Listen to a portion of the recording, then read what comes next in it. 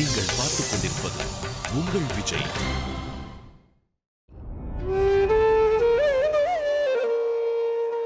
நீ என் வார்த்தையை மீறிவிட்டாய். இனி உனக்கு ஸ்தானம் என் இடப்பக்கம் அல்ல. இனி நீ சிவனுக்கு உகந்தவள் அல்ல. தாட்சாயணியாக பிறந்த உனக்கு ஆதிசக்தியின் அவதாரம் சுமையாக இருக்கிறது.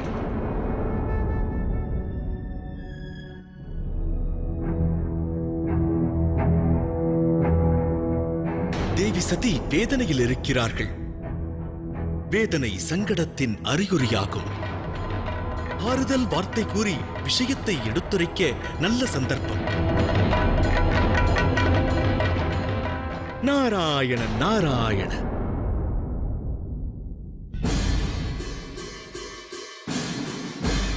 பணிகிறேன் முனிவரே.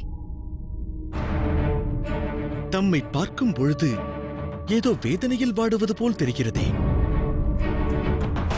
நான் கூற வந்ததும் வேதனையான விஷயம்தான். கூற வேண்டாம் என்றுதான் தோன்றுகிறது. ஆனால் கூறாமல் இருக்க முடியவில்லை தேவி. தம்முடைய தந்தை பிரஜாபதி தக்ஷர் விசேஷ யாகம் நடத்தவிருக்கிறார். தம்மையும் சிவனையும் அழைக்காமல். இது நியாயம்தானா தேவி? நடக்கவிருக்கும் யாகத்திற்கு தம்மையும் சிவனையும் அழைக்க கூடாதென்று உங்கள் தந்தை முடிவெடுத்து விட்டார். என்ன? அதற்கு காரணம்? தந்தை எதற்காக அவ்வாறு ஒரு முடிவெடுத்தார்? காரணத்தை நான் அறிவேன். ஒரு தந்தையாகப்பட்டவர் தன் புதல்வியையும் மருமகனையும் மிக முக்கிய யாகத்திற்கு அழைக்காமல் இருந்திருக்கிறார். இதன் காரணம் வேறென்னவாக இருக்க இயலும்? இது என்னை பொறுத்தவரையில் உங்கள் வாழ்வை பற்றி அவர் யோசிப்பது போல் தெரிகிறது. எனக்கு எதுவும் விளங்கவில்லை முனிவரே. விவரமாக கூறுகிறேன். ஒருவேளை உங்கள் தந்தைக்கு ஈசன் மீண்டும் தம்மை அவமதிப்பாரோ என்று தோன்றியிருக்கலாம். அதை தம்மால் சகிக்க முடியாதோ என்று கூட அவர் எண்ணியிருக்கலாம். இதனால் தம் வாழ்வில் பிளவு ஏற்படலாம் என்று அவர் பயந்திருக்கலாம். சற்று யோசித்துப் பாருங்கள். பிரஜாபதி நடத்திய யாகங்கள் தாமில்லாமல் நடந்திருக்கிறதா? அவர் தம்முடைய நிலையை பற்றி யோசித்துத்தான் இந்த முடிவை எடுத்திருப்பாரோ என்று தோன்றுகிறது. இருப்பினும் தேவி, என்னுடைய எண்ணத்தை கூறிவிடுகிறேன். தாம் அங்கு செல்லத்தான் வேண்டும். ஈசன் வரவில்லை என்றால் தாம் தனித்தாவது அங்கு செல்ல வேண்டும். சற்று சிந்தித்துப் பாருங்கள். பிரஜாபதி நடத்துகின்ற மாபெரும் யாகமாகும் இது.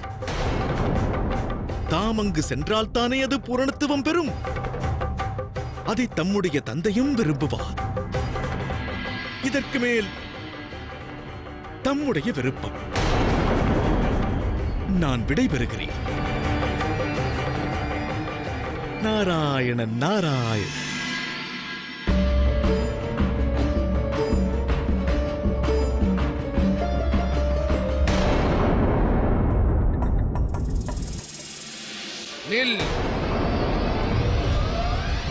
மானிட பிறவிகள் இவ்விடத்தை கடந்து செல்ல அனுமதி கிடையாது.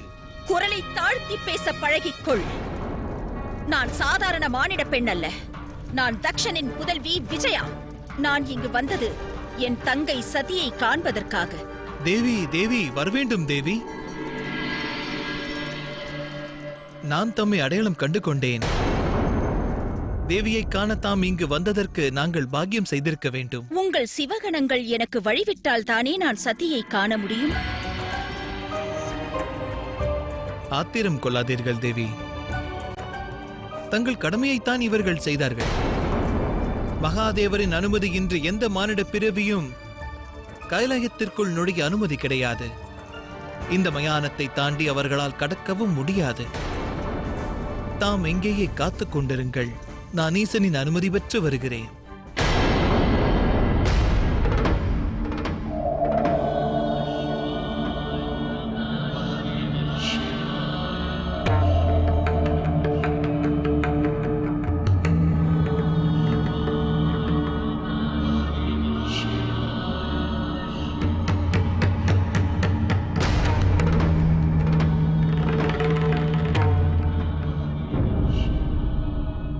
மாதா, தங்களின் அக்கா விஜயா தங்களை காண வந்திருக்கிறார். என்ன? அக்கா என்னை காண வந்திருக்கிறார்களா? எங்கிருக்கிறார்கள்? மயானத்திற்கு அப்பால். என்ன, அவர்களை அங்கு ஏன் காக்க வைத்திருக்கிறாய் நந்தி? என்னிடம் அழைத்து வந்திருக்கலாம் அல்லவா? மன்னித்து விடுங்கள் மாதா. மகேஸ்வரரின் அனுமதியின்றி எந்த ஒரு மானிட பிறவியும் அந்த மயானத்தை தாண்டி உள்ளே வரக்கூடாது. அதோடு மாதா, மகாதேவர் இப்போது தியானத்தில் இருக்கிறார். எவ்வாறு இவரிடம் உத்தரவு பெறுவது? அதற்காக நீ கவலை கொள்ள தேவையில்லை. அக்காவை காண்பதற்காக நான் அவ்விடம் வருகிறேன்.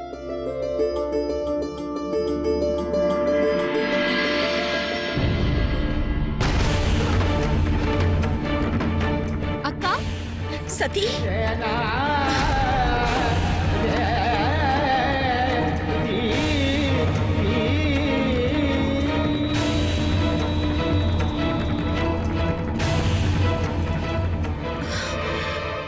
நலமாக இருக்கிறாயா? உனக்கு குறையொன்றும் இல்லையே? நன்றாக இருக்கிறேன், நலமாக வாழ்கிறேன், ஆனந்தமாகவும் இருக்கிறேன். தம்மை கண்டவுடன் குடும்பத்தார் ஞாபகம் வந்துவிட்டது. மிகவும் ஆச்சரியமாக இருக்கிறது. இந்த பயங்கரமான சூழ்நிலையிலும் நலமாக இருக்கிறேன் என்கிறாய். எனக்கு எப்பொழுதும் முன் ஞாபகம்தான். தந்தையும் அங்கு என் நினைவில் வாடுகிறாரா? உன் நினைவால் அதிக வேதனையில் வாடுபவர் அவர் ஒருவர்தான் சதி. இருப்பினும் யாகத்திற்கு அவர் என்னை அழைக்கவில்லையே. யாகத்திற்கா? யாகம் பற்றி நீ எவ்வாறு அறிந்தாய்? தேவரிஷி நாரதர் உரைத்தார். அது குறித்து உன் முடிவு என்ன? வருவாய் அல்லவா?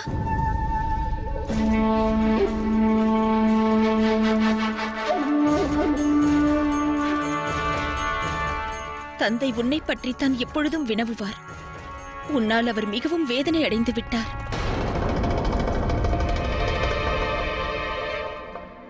ஈசன் இல்லாமல் நீ அங்கு வர வேண்டும்.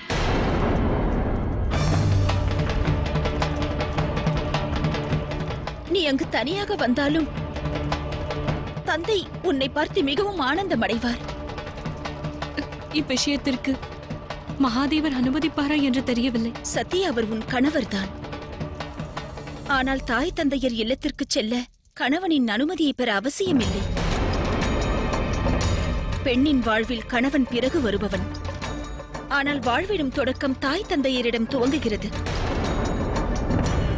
நீ வருவாய் அல்லவா? வருவாய் அல்லவா யாகத்திற்கு?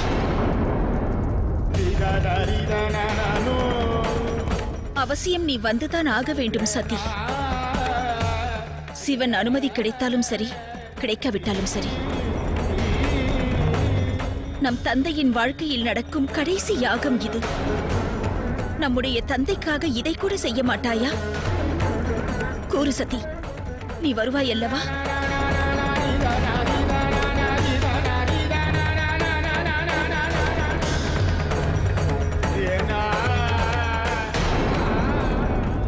ஆகட்டும் அக்கா, நான் வருகிறேன்.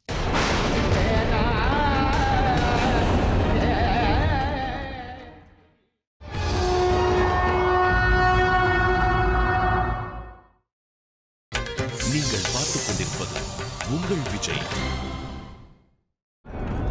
ஆகட்டும் அக்கா, நான் வருகிறேன்.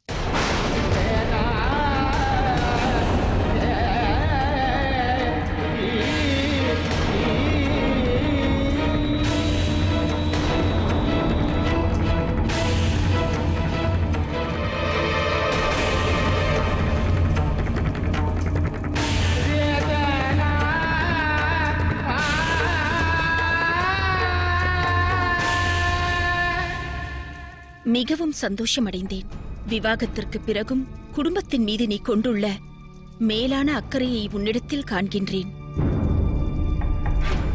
பெற்றோரை காண்பதற்கு கணவரிடத்தில் அனுமதி கேட்டு நிற்பது மாபெரும் தவறாகும் சதி. ஒருவேளை உன் கணவர் அதை எதிர்பார்த்தால் அதற்கு அர்த்தம் என்ன? அவரது மனைவியான உன்னை அவர் அடக்கி வைப்பதாகும் சதி. இல்லை அக்கா, அப்படிப்பட்டவர் அல்ல ஈசன். ஆனால் அவரை முழுமையாக புரிந்து கொள்வது என்பது இயலாத காரியம்.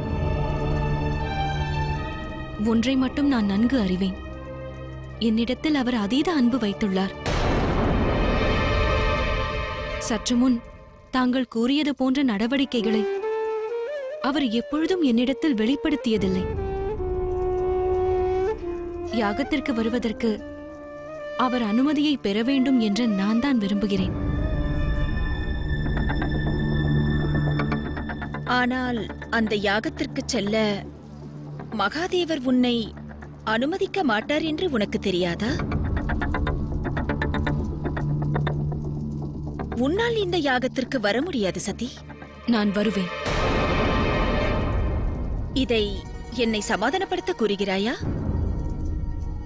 நான் வருவேன் அக்கா. அந்த வார்த்தைகள் உன்னை சமாதானமாக்கட்டும். யாகத்திற்கு நான் நிச்சயம் வருவேன். அவசியம் வருவேன். நீ வேதனையில் இருப்பது உன்னை பார்த்தாலே தெரிகிறதே சதி. உன் மனவேதனையை உன் சகோதரியிடம் கூற மாட்டாயா? காரணம் அறியாமல் இவ்விடம் விட்டு நான் சஞ்சலத்தோடு செல்ல வேண்டுமா? நான் பெரும் தவறிழைத்து விட்டேன் அக்கா. அதற்காக அவருக்கு நான் மனைவியாக இருக்க தகுதியற்றவள் என்று கூறிவிட்டார். பார்த்தாயா, என்ன இது? தன்னுடைய அகங்காரத்தால் அவர் எதையும் செய்யக்கூடியவர். இல்லை அக்கா, இல்லை.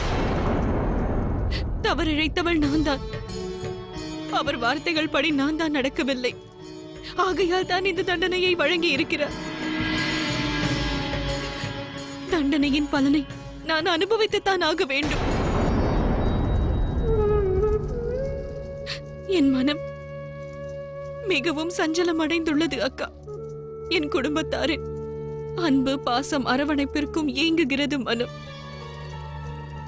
ஆனால் ஈசன் வேண்டுவது சமர்ப்பணம் ஒன்றைத்தான்.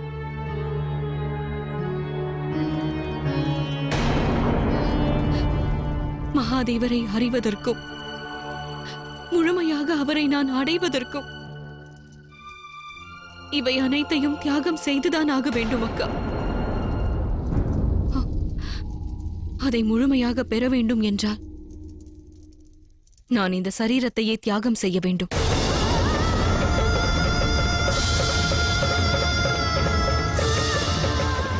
சதி ஏன் இவ்வாறு பேசுகிறாள்? இவள் வார்த்தையை கேட்கும் பொழுது என் மனம் நடுங்குகிறதே. இப்பொழுது என்ன செய்வதென்று குழப்பமாக உள்ளதே. அக்கா, மகாதேவரை இந்த யாகத்திற்கு வரவழைக்க நான் மன்றாடுவேன். நான் புறப்படுகிறேன் சதி. வெகு நேரமாகிவிட்டது.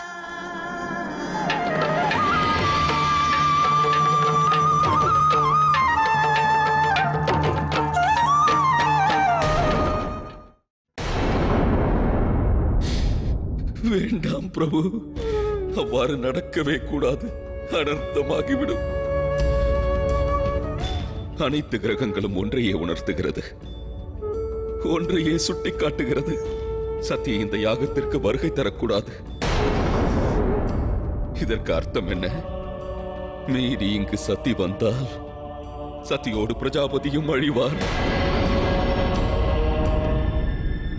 மகாதேவர் இல்லாமல் இந்த யாகம் பூரணத்துவம் பெறுவது நடவாத ஒன்று. பிரபு, இந்த அனர்த்தத்தை தாம் தான் தடுக்க வேண்டும், தாம் தான் வழிகாட்ட வேண்டும். இல்லையெனில் இந்த நாசத்தின் பாதிப்பிலிருந்து அகண்ட அகிலமானது மீண்டு வர ஆண்டாண்டு காலம் கூட ஆகலாம். அதை எண்ணி பார்க்கவும் இயலவில்லையே. என்ன காரியம் செய்தேன்? சதி இவ்விடம் வருவதால் விளைவு விபரீதமாகும் என்று அறிந்திருந்தால் அவளை நான் அழைத்திருக்கவே மாட்டேனே. கூடாது. என்னுடைய உத்தேசம் எல்லாம் சதியின் விவாக வாழ்க்கையில் இடையூறை விளைவிப்பதுதான். ஆனால் இப்போது சதியும் தந்தையும் அனைத்து சிருஷ்டியும் அழியப் போகின்றதே.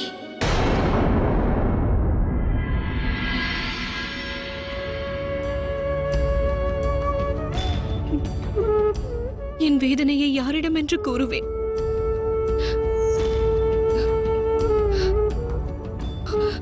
ராமா, தாம் தான் இப்பொழுது என்னை இதிலிருந்து ரட்சிக்க வேண்டும். எவ்வாறு ஈசனை சம்மதிக்க வைப்பேன்? அதிகாரத்தை எவ்வாறு திரும்ப பெறுவேன்? மகாதேவர் எப்பொழுதும் தம்முடைய நினைவாகவே இருக்கின்றார். எனக்கு தாம் தான் இப்பொழுது ஒரு நல்வழி காட்ட வேண்டும்.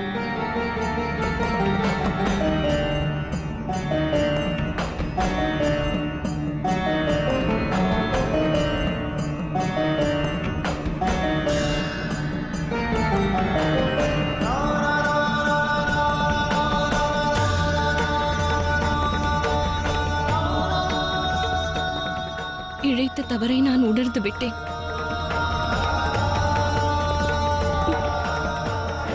என் குடும்பத்தார் மீது அதிக விசுவாசம் கொண்டேன். தங்கள் வார்த்தையை மதிக்க தவறிவிட்டேன். சர்வேசன் என்பதை அறிந்தும் ஜெகத் பிதா என்பதை அறிந்தும் தாங்கள் கூறிய வார்த்தையை மீறும் அளவிற்கு நான் துணிந்து விட்டேன்.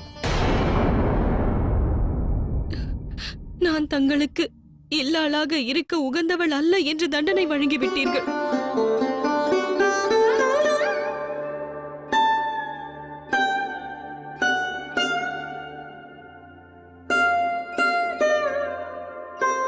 சதி, நான் உனக்கு தண்டனை அளித்ததின் வாயிலாக உன்னை மட்டுமல்ல என்னையும் சேர்த்து தண்டித்தேன். நானின்றி நீ தனிமைப்படுத்தப்படுவது போல் நீயின்றி நானும் தனிமைப்படுத்தப்படுவேன் சதி. ஆனால் உன் முயற்சியால் எப்போது அத்தகுதியை நீ பெறுகிறாயோ அப்போது உன் விசுவாசத்தால் அனைத்தையும் உணர்ந்து பக்குவம் பெறுவாய். கவலை தேவையில்லை. இழந்த அதிகாரத்தை மீண்டும் பெறுவாய். ஆம் சதி, நீ ஆதிசக்தியை உணரும் காலம் நெருங்கிவிட்டது. அத்தகுதியை பெற நானே உனக்கு உதவுவேன்.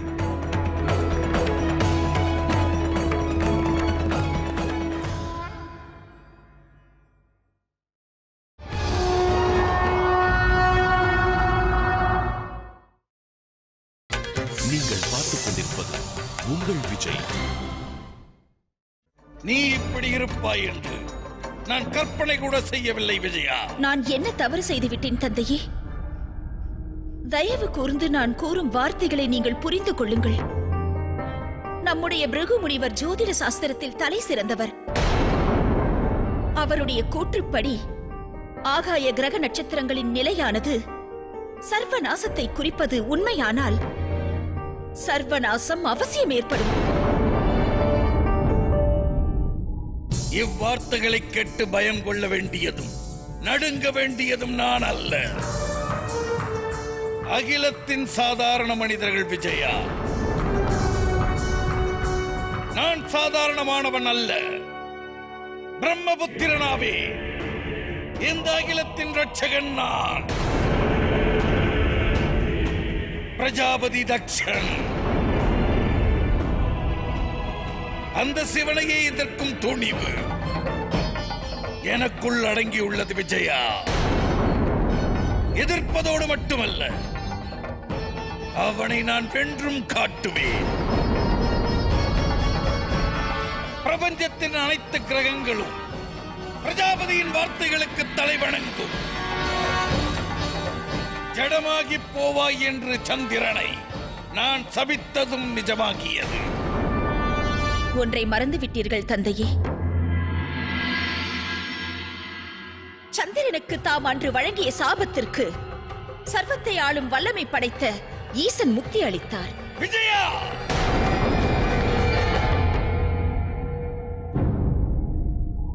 ஆகையால் தான் தந்தையே, அந்த சந்திரன் தங்களுடைய மாப்பிள்ளையாக இருந்தும் சர்வேஸ்வரன் சிரசை அலங்கரிக்கிறார். தங்கள் பாதங்களில் விழவில்லை. நீயும் அந்த சிவனின் காலில் விழுவாயாக. பேய்கள் நடமாடும் மயானத்தில் அவனை வழிபடு. பிரஜாபதி தக்ஷன் வாழும் இந்த அரண்மனையில் சிவனை சிறந்தவன் என்று போற்றுவதை என்னால் ஏற்க இயலாது. யாரெங்கே?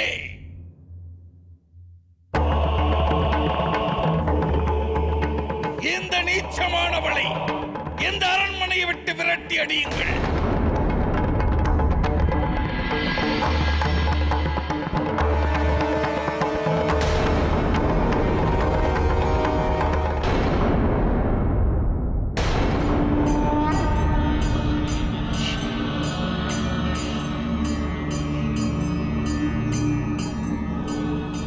பிரஜாபதி தக்ஷன் நடத்தும் சிறந்த யாகத்திற்கான அழைப்பு எங்களுக்கு கிடைத்துவிட்டது பிரபு.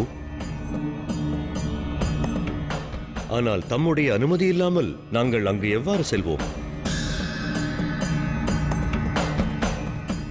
அனைத்து தேவ தேவியரும் அழைக்கப்பட்டுள்ளனர். பகவான் விஷ்ணு, பிரம்மதேவர் இருவரும் அங்கு வருவார்கள். ஆனால் நாங்கள் தங்களோடும் தேவி சதியோடும் அங்கு செல்ல எண்ணுகிறோம். பிரஜாபதி தக்ஷன் யாகத்திற்கு என்னையும் அழைக்கவில்லை, சதியையும் அழைக்கவில்லை. இருவரும் யாகத்திற்கு வர இயலாது.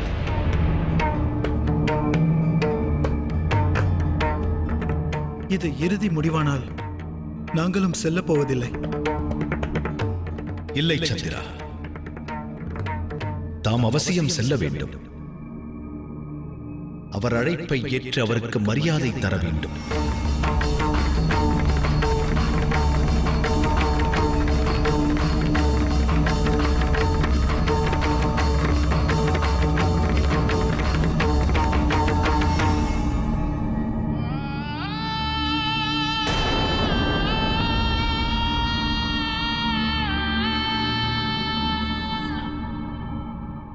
என்னுடைய விருப்பத்திற்கும் என் எண்ணங்களுக்கும் அங்கீகாரம் கிடைக்காதா? அனைவரையும் யாகத்திற்கு செல்ல அனுமதித்திருக்கின்றீர்கள். ஆனால் ஒரு புதல்வியின் வேதனையை தங்களால் அறிந்து கொள்ள முடியவில்லையே. ஏன் இந்த அநியாயத்தை இழைக்கின்றீர்கள்? காரணம் என்ன?